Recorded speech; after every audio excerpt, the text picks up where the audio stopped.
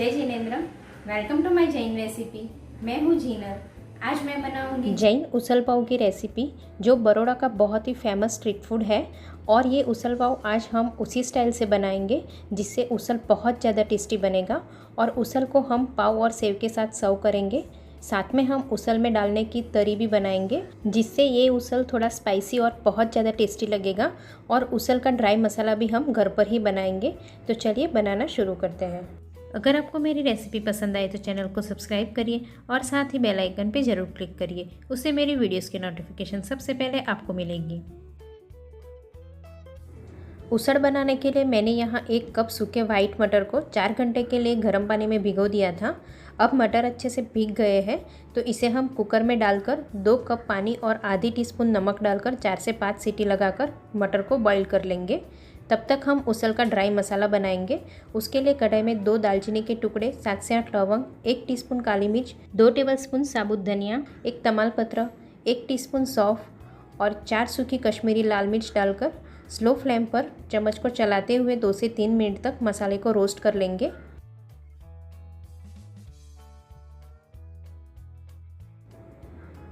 अब मसाले रोस्ट हो जाने के बाद 1 टेबलस्पून सफ़ेद तिल डालकर गैस बंद करके रोस्ट कर लेंगे, क्योंकि कढ़ाई काफ़ी गर्म है तो तिल रोस्ट हो जाएंगे।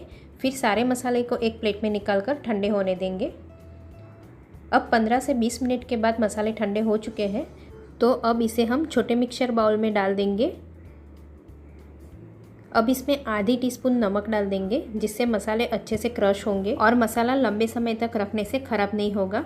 अब आधी टीस्पून सूंठ पाउडर, आधी टीस्पून आमचूर पाउडर, आधी टीस्पून हल्दी पाउडर और 1 टेबलस्पून कश्मीरी लाल मिर्च पाउडर ऐड करके सारे मसाले को अच्छे से क्रश करके पाउडर बना देंगे।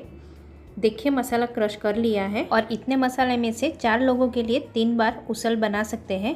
आप इसे एयरटाइट कंटेनर में भर के फ्रिज में 6 से 8 महीने तक रख सकते हो और बाहर भी 2 से 3 महीने तक रखें। ये मसाला बिल्कुल ख़राब नहीं होगा। आप देख सकते हो कि मसाला एकदम फाइन क्रश कर लिया है। 5 सीटी लगाने के बाद कुकर को हम खोलकर मटर को चेक कर लेंगे। देखिए मटर को इस तरह बॉईल करना है। इससे ज़्यादा बॉईल करेंगे तो दाल जैसा गाढ़ा रगड़ा हो जाएगा और कम बॉईल करेंगे तो मटर और पानी सेपरेट रहेगा। मटर को प्रेस करके चेक कर लेंगे। इस तरह अच्छे से मैश होना चाहिए। अब हम 1/4 कप जितने मटर को मिक्सर बाउल में डालकर फाइन क्रश करेंगे, जिसे हम उसल बनाने वक्त ऐड करेंगे। अब मैंने यहाँ 4 मीडियम साइज़ के टमाटर को रफली कट कर लिया है। अब इसकी हम मिक्सर बाउल में डालकर प्यूरी बनाएंगे। अब उसल बनाने के लिए कढ़ाई में 2 टेबलस्पून ऑयल डाल देंगे और 2 कटी हुई हरी मिर्ची के टुकड़े डालकर फ्राई कर लेंगे। अब मिर्ची फ्राई हो जाने के बाद थोड़ी सी धनिया पत्ती की डंडियाँ डालकर इसे भी सौते करेंगे, जिससे बहुत अच्छा फ्लेवर आएगा। अब इसमें 1/4 टीस्पून हींग और आधी टीस्पून सूंठ पाउडर डालकर इसे भी मिक्स कर लेंगे। अब आधी टीस्पून हल्दी पाउडर डालकर मिक्स करेंगे और जो हमने टमाटर की प्यूरी बनाई थी वो भी डालकर मिक्स करेंगे और पकने देंगे।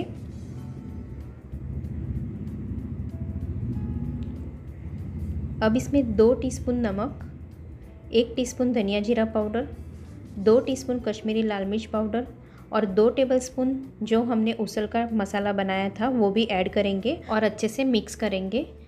इसके छींटे बहुत उड़ते हैं, तो ग्रेवी को हम ढक के 2 से 3 मिनट के लिए पका लेंगे। ग्रेवी को अच्छे से पकाएंगे तो ही ग्रेवी में से थोड़ा ऑयल छूटेगा। अब 2 से 3 मिनट के बाद ढक्कन खोल देंगे और बॉईल किए हुए मटर को ऐड कर देंगे और साथ में हम 2 कप पानी भी ऐड करेंगे और अच्छे से मिक्स कर लेंगे।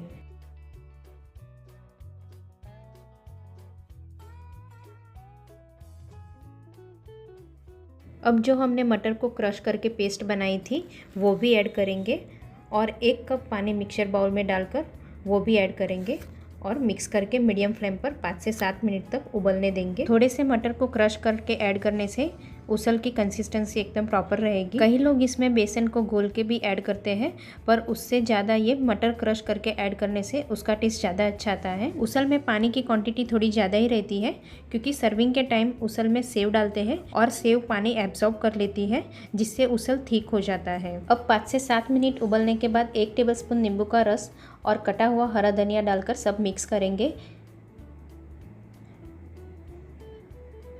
देखिए उसल की फ़ाइनल कंसिस्टेंसी इस तरह रखेंगे। उसल थोड़ा पतला ही रहता है और ये हल्का ठंडा होने के बाद थोड़ा गाढ़ा हो जाएगा। अब हमारा टेस्टी उसल बनके रेडी है। अब हम थोड़ी सी स्पाइसी तरी बनाएंगे। उसके लिए कढ़ाई में 2 टेबलस्पून ऑयल डालेंगे और ऑयल को हल्का गर्म होने देंगे। तरी में ऑयल थोड़ा ज़्यादा ही होता है।